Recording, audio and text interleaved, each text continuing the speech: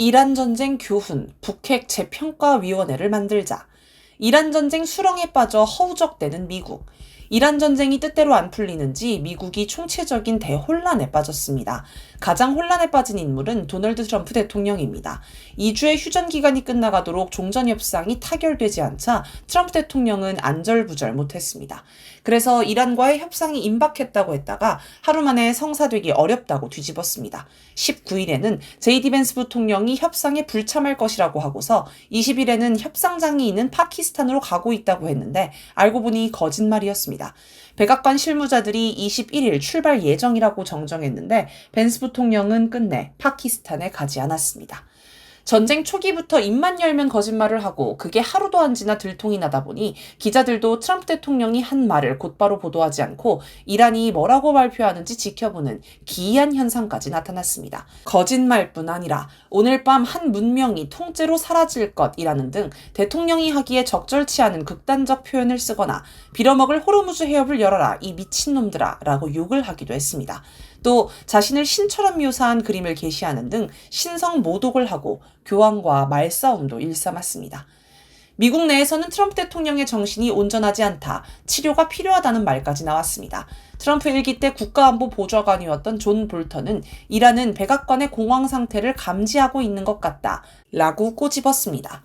군 통수권자인 대통령이 이런 상태면 실제 전쟁을 수행하는 군대는 죽을 맛일 겁니다. 그러다 보니 정부와 군부 사이의 갈등이 점점 커지고 있습니다. 2일 랜디 조지 육군참모총장을 경질한 데 이어 22일에는 호르무즈 해협 봉쇄작전을 주도하는 존 펠란 해군부 장관을 경질, 형식은 사임이지만 했습니다. 아마도 지상전 개시나 비무장 상선 공격 등 트럼프 대통령이 요구한 무리한 작전 때문에 충돌한 것 아닌가 싶습니다. 전쟁이 길어지니 병사들의 동요도 커집니다. 최근에는 중동에 배치한 항공모함 에이브러햄 링컨호의 병사가 부실한 식사 사진을 찍어 폭로했습니다. 구축함의 사정도 비슷했습니다. 사진을 보면 선상 반란이 안 일어나는 게 신기할 정도입니다. 사진을 가족에게 보낸 병사는 보급품이 정말 부족해 사기가 최저 수준으로 떨어질 것이라는 문자 메시지도 함께 보냈습니다. 미국 경제도 엉망입니다. 미국 전쟁부는 전쟁 첫 6일 동안 들어간 군사 비용이 113억 달러, 약 16조 7천억 원이라고 밝혔습니다. 영국 일간 가디언은 21일 미국이 이란 전쟁으로 치를 비용이 향후 10년간 1조 달러를 넘을 것으로 전망했습니다. 이는 직접 비용이며 유가 상승 등 경제에 미치는 영향까지 고려하면 훨씬 커질 것입니다.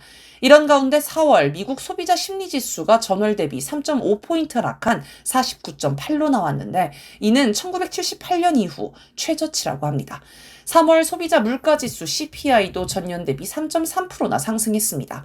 여러 전문가는 이란 전쟁이 끝나도 향후 2년간 물가 인상은 연방준비제도 목표 수준을 웃돌 것으로 전망합니다. 상황이 이렇다 보니 미국 정치권도 복잡합니다. 야당인 민주당은 당연히 정부를 비판하면서 트럼프 대통령 탄핵안까지 발의했습니다. 당장 탄핵은 어렵지만 이 분위기가 11월까지 이어지면 중간선거에서 여당인 공화당이 참패하면서 진짜 탄핵이 가결될 수도 있습니다. 이란 전쟁 한 달을 맞은 3월 28일에는 미국 전역에서 3차 노킹스 시위가 열렸습니다. 주최 측은 총 3,300여 건의 집회가 열렸고 800만에서 900만 명이 참가했다고 합니다. 미국 역사상 최대 규모의 단일 시위라는 건데 시위 참가자들은 이란 전쟁을 강하게 규탄했습니다. 그러자 백악관은 이 시위가 좌파 자금 지원으로 열렸다며 색깔론 공격을 했습니다. 전통적인 트럼프 대통령 지지 세력이던 마가도 돌아섰습니다. 마가 내에서 강한 영향력을 가진 언론인 터커 칼슨은 트럼프 대통령을 향한 지지를 철회하며 모든 면에서 혐오스럽다. 트럼프 지지는 악이다 라고 규탄했습니다. 그러자 트럼프 대통령은 더 이상 칼슨과 상대하지 않겠다. 지능이 떨어지는 사람이다 라고 비난했습니다. 우파 논객인 알렉스 존스도 치매 위험에 빠진 트럼프를 직무에서 끌어내려야 한다라고 주장했습니다. 이에 트럼프 대통령은 그들은 마가가 아니고 그저 마가에 편승하려고 애쓰는 사람일 뿐이라고 대응했습니다. 미국이 혼란에 빠지자 나토 내부도 분열하기 시작했습니다. 유럽 지도자 가운데 트럼프 대통령과 가까운 사이로 알려진 조르자 멜로니 이탈리아 총리는 트럼프 대통령의 교황 비난을 두고 용납할 수 없다라는 강경한 반응을 보였습니다. 멜로니 총리는 심지어 이스라엘과의 20년 된 방위 조약도 일방적으로 중단해버렸습니다. 가장 적극적인 반트럼프 행보를 보인 나라는 스페인입니다. 스페인 정부는 자국에 있는 미군 기지를 이란 전쟁에 쓰지 못하게 했으며 미국 공군기의 자국 영공 통과도 거부했습니다. 이 때문에 미국 본토에서 출격한 전략 폭격기가 이란을 공격하기 위해 한참을 돌아가야 하는 처지가 됐습니다. 그러자 미국이 스페인을 나토에서 일시 제명하는 방안을 논의했는데 이를 두고도 페드로 산체스 스페인 총리는 이란 전쟁에 협조할 뜻이 없다고 다시 강조했습니다. 단결하는 이란. 이처럼 혼란에 빠진 미국과 달리 이란은 전쟁 이후 오히려 단결이 강화됐습니다. 애초에 미국과 이스라엘은 전쟁이 발발하면 곧바로 이란 국민이 봉기해 체제를 붕괴시킬 것으로 기대했지만 그런 현상은 전혀 나타나지 않았습니다. 이란의 대표적 반체제 인사로 여러 번 감옥 생활도 했던 영화감독 자파르 파나히는 전쟁이 발발하자 이란으로 귀국하며 이곳은 나의 땅이고 여기는 내가 죽어야 할 곳이라고 말했습니다. 전쟁이 이란 국민의 체제 불만을 유발한 게 아니라 반대로 단결을 촉진한 것입니다. 미국과 이스라엘이 자금과 무기를 지원해 지난해 말 극성을 부린 반정부 시위는 사라졌으며 현 체제를 지지하고 미국과 이스라엘을 반대하는 대규모 군중 시위가 매일 진행되고 있습니다. 미국이 민간시설을 공격하겠다고 위협하자 이란의 남녀노소가 모두 떨쳐 일어나 다리, 발전소 등을 감싸며 인간 방패를 자처했습니다. 이란 내 소수민족의 태도도 바뀌었습니다. 미국과 이스라엘은 전쟁 발발 일주일 전 이라크에 있는 이란계 쿠르드 정당을 모아 이란 쿠르디스탄 정치세력연합 CPFIK를 만들었습니다. 쿠르드 쪽을 앞세워 지상전을 하려고 한 것입니다. 그런데 여기에 참여하기로 했던 이란 공산당 쿠르디스탄 조직이 쿠르드족의 자치도 중요하지만 외세의 힘을 빌려 조국을 공격하는 건 아니다라며 가입을 거부했습니다. 트럼프 대통령이 직접 쿠르드족 대표와 전화통화를 하며 독촉했지만 끝내 쿠르드족은 이란 영내 진입을 거부했습니다. 트럼프 대통령이 이란 내 강경파, 온건파의 분열이 심각해서 2차 협상을 못한다고 주장하자 이란 최고 지도자 모즈타바 하메네이는 23일 서면 메시지를 통해 이란의 응집력은 더욱 강력하고 강철처럼 견고해졌다라며 적의 미디어 작전은 국민의 심리를 직접 타격함으로써 내부의 단결을 저해하고 국가 안보를 흔들려는 의도가 명백하다라고 지적했습니다. 온건파로 알려진 마수드 페제시키안 이란 대통령도 이란의 강경파나 온건파는 없다. 우리는 모두 이란인이자 혁명가일 뿐이라고 했습니다. 미국 언론이 군부 강경파에 밀려났다고 분석한 아바스 아라그치 외무부 장관은 전장과 외교는 같은 전쟁에서 완전히 조율된 전선이라며 이란인은 그 어느 때보다 모두 단결됐다라고 주장했습니다. 미국이 강경파로 분류하는 혁명수비대의 정예부대인 쿠드스군 사령관 에스마일 가니도 23일 미국 시온주의자 이스라엘이라는 적에 맞선 전쟁에서 저항전선의 중추와 힘은 거리의 단결, 민심과 관리들의 응집력에서 나온다라며 우리는 모두 이란인이자 혁명가라는 페제시키안 대통령의 글을 인용했습니다. 이런 모습은 전쟁 전의 이란과 확실히 달라 보입니다. 전쟁이 이란 내 강경파와 온건파를 단결시켰고 지도부는 전쟁과 협상이라는 두 기둥을 모두 보장하고 조율합니다. 강자의 여유가 느껴집니다. 북한에 핵무기가 없다면 미국은 인정하고 싶지 않겠지만 이란 전쟁에서 미국은 이미 패배한 것이나 마찬가지입니다. 패권 추락을 막기 위한 몸부림으로 전쟁을 개시한 미국은 패배를 만회할 새로운 전쟁이 필요합니다. 이라크, 시리아, 베네수엘라, 이란 등 그동안 미국이 악의 축이니 불량국가니 하며 적대한 나라들은 모두 미국의 공격을 받았습니다. 남은 건 쿠바와 북한입니다. 물론 미국이 그동안 북한을 공격하려고 시도하지 않은 건 아닙니다. 하지만 매번 중간에 포기했습니다. 피해를 감당할 수 없었기 때문입니다. 예를 들어 1994년 미국은 북한 핵시설을 폭격하면 어떻게 되는지 모의전쟁을 했습니다. 미국은 주한미군과 주일미군 3만 명은 기본이고 미국 본토 등에서 130만 명을 투입할 계획이었습니다. 그런데 개전 24시간 안에 군인 20만 명, 수도권 중심으로 민간인 130만 명이 사상하고 개전 일주일 이내에 군인 100만 명 이상이 사상하는 결과가 나왔습니다. 당시에는 북한에 핵무기가 없었는데도 이런 결과가 나온 것입니다. 놀란 미국이 폭격을 포기했습니다. 1994년이면 소련이 막 해체되고 미국이 일극 체제를 누리며 여유가 있을 때였습니다. 반면 지금 미국은 한창 몰락하는 중이며 출구를 못 찾아 우크라이나, 이란 등에서 무턱대고 전쟁을 감행하는 처지입니다. 그리고 전쟁 과정에서 우크라이나, 이스라엘이 엄청난 피해를 보고 있습니다. 하지만 미국의 요구로 볼로디미르 젤렌스키 우크라이나 대통령, 베냐민 네타냐후 이스라엘 총리 등의 이해관계가 맞아떨어지면서 전쟁을 강행합니다. 이들은 자신의 정치적 몰락을 피하고자 나라가 망하든 말든 전쟁을 끝내지 않고 있습니다. 몰락하는 나라들이 모두 한 배를 탄 셈입니다. 이렇게 보면 다급한 미국 처지에서 서울이 큰 피해를 보는 것쯤 무시하고 전쟁을 개시하려고 할 수도 있습니다. 주한미군은 전략적 유연성이니 동맹 현대화니 하는 말로 일시적으로 한반도에서 빼 피해를 최소화하겠지요.